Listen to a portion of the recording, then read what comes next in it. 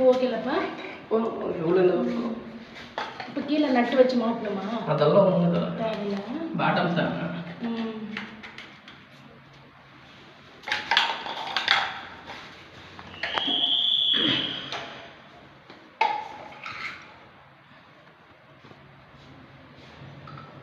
இன்னும் கொஞ்சம் ஹைட் வேணும்லப்பா?